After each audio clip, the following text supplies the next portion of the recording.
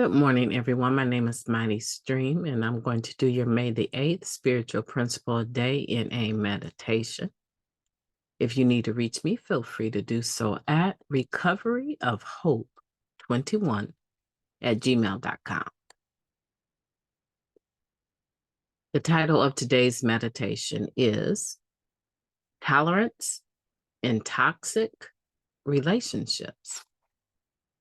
Another member found that amends meant not tolerating abuse anymore and felt she finally had permission to step away from a destructive household.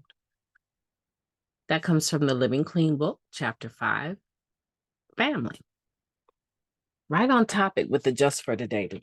If you listen to that, I talked a little bit about relationships.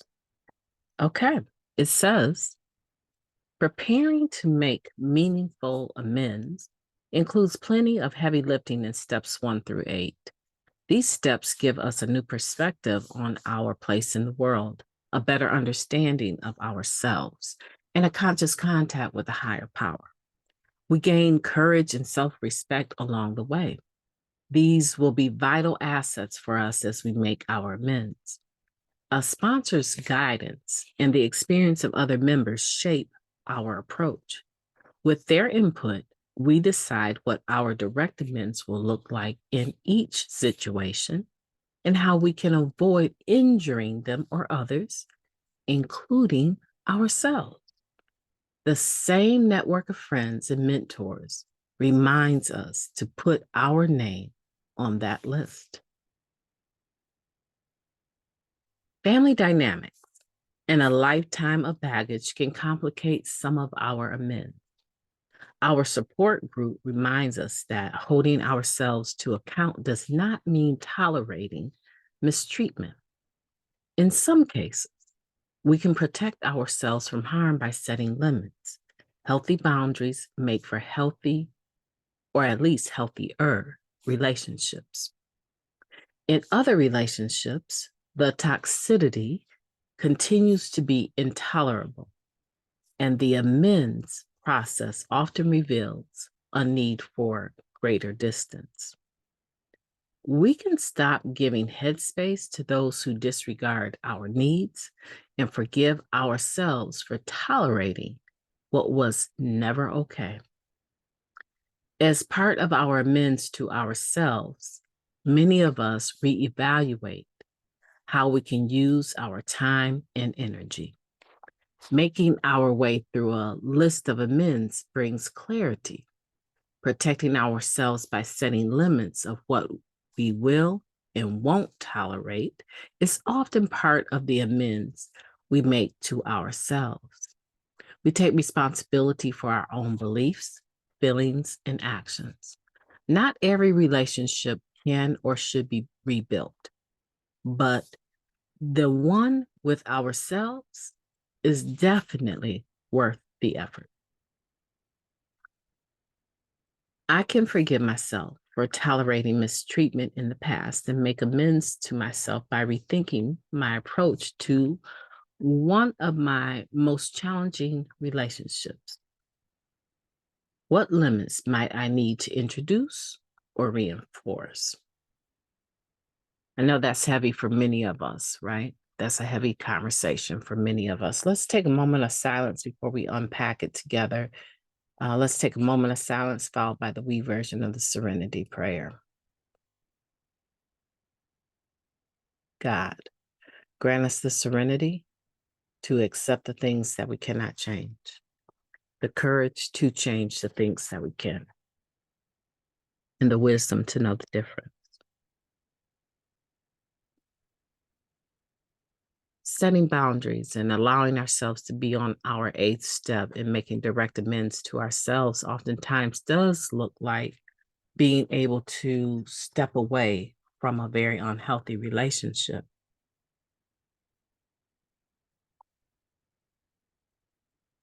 In the beginning of this meditation, the person is talking about being able to take a stand or draw a line in the sand and stop tolerating abuse that she herself needs to be on that amend list.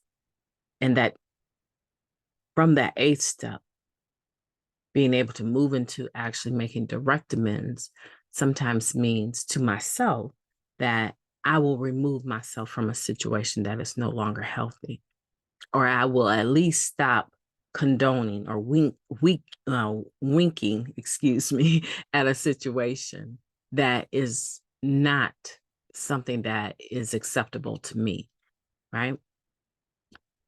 Because my reputation now is at stake based on what someone is or is not doing. And so it can take many turns. It can have different facets. It can mean different things at different stages of my recovery. And that I'm assuming that will be the same for you, because life is not static, right? It's not still. It's always forward moving, right? There's always going to be movement.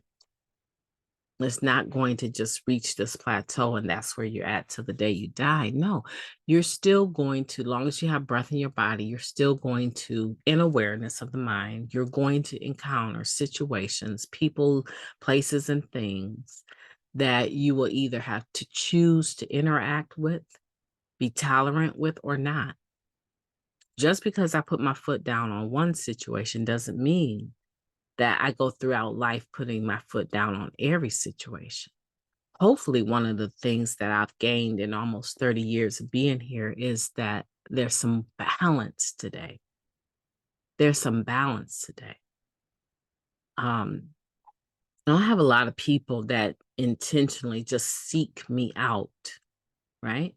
To hang out with me, to fellowship with me. I'm talking about in the program because I have a reputation, right, for trying to find out where a person is with their 3rd step. Any problem a person brings to me, my conversation is about where are you on this, right? Because it's clear that you believe that you can be restored to sanity, but you're not experiencing that. So have we gone away from actually working the steps to just talking like we've worked them, right? And so I bring in the G word. I bring in the spiritual principles. I bring it in because it's not for me to analyze you. I'm not your answer. I can be helpful, but you have to gain your own understanding and your own answers. And so just because I think that a sponsee might need to pull out of a relationship and take better care of themselves doesn't mean that they believe that they can or that they should. And most of the time they believe they should, but they don't believe that they can. But I'm not going to allow my time and my energy to be dragged through the mud while you're being dragged through the mud, right? So I have to make sure that the boundaries I set in relationships are healthy today, because I only have 24 hours in a day, right? And today it's about coming away from toxicity. It's about allowing myself to be healthy and to intentionally pursue positivity. I'm responsible for my own beliefs, my own feelings, my own actions. And I decide what relationships should be or should not be rebuilt. But the one with myself is absolute, right? Say that with me. The one with myself is absolute. The relationship with myself is absolute in this thing that we call recovery. Without me being in a healthy mindset, none of the other stuff that I'm trying to do is going to work. It might work for a minute, but it won't have stability, longevity. It might have quantity, but not quality. So the relationship with myself, the amends that I make to myself is absolute. And sometimes that doesn't look good or feel good for other people. But 9 times out of 10, those other people and situations and all of that have been given plenty of opportunity to fall in line, right? To change, making me uncomfortable. So by the time I draw a line and I pull away, I've already revisited the situation over and over and over. And I don't have to be tolerant. I need to learn when I should be tolerant and when I should not be. And hopefully over time in life and in the program, you too will gain that. I don't get it right every time. Sometimes I just want to have faith that just another month, this situation is going to change. It's going to turn around. But in, I don't know, 6, 7, 8 years, a month, it hasn't. Why would it in just 1 month? I'll give you an example and I'll let you go because I need to get my boys up. I have spent hundreds and hundreds and hundreds of dollars supporting a family, right? Um, and the one person, three people in this family, but the one person in this family is non-committal. Is non-committal.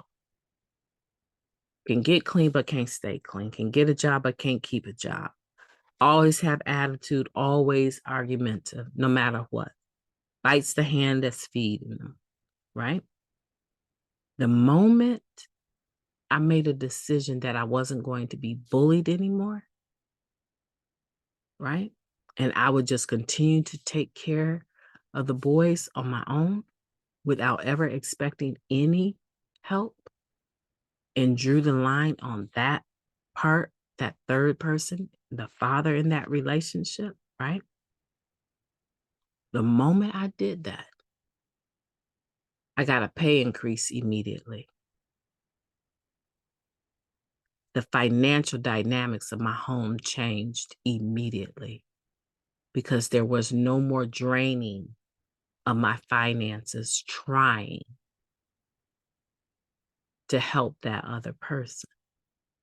It was poured into my home. So the type of food we ate, how much milk I was able to bring into the house, the recreational activities, so much changed because I stopped investing in a dead end relationship, right? And of course, I'm not talking about my husband, right? I'm not talking about my husband. So don't think that, but I am saying that sometimes we can take on a situation and it just drains us of time, energy, and money and mental wellness. And when we decide to put ourselves on the list and take better care of ourselves, we gain in so many ways. So many. Even my studies have improved because I'm no longer running right up to the last minute before class to get to class because I am being codependent, right? Trying to make sure someone else's life lines up, right? Everything else I do today, God first, family, my education, right? Anything else I fit it in. And that's going to be the way it's going to be till I get this doctorate. My name is Mighty Stream. I've enjoyed talking to you, and I hope that you will have a beautiful day on purpose.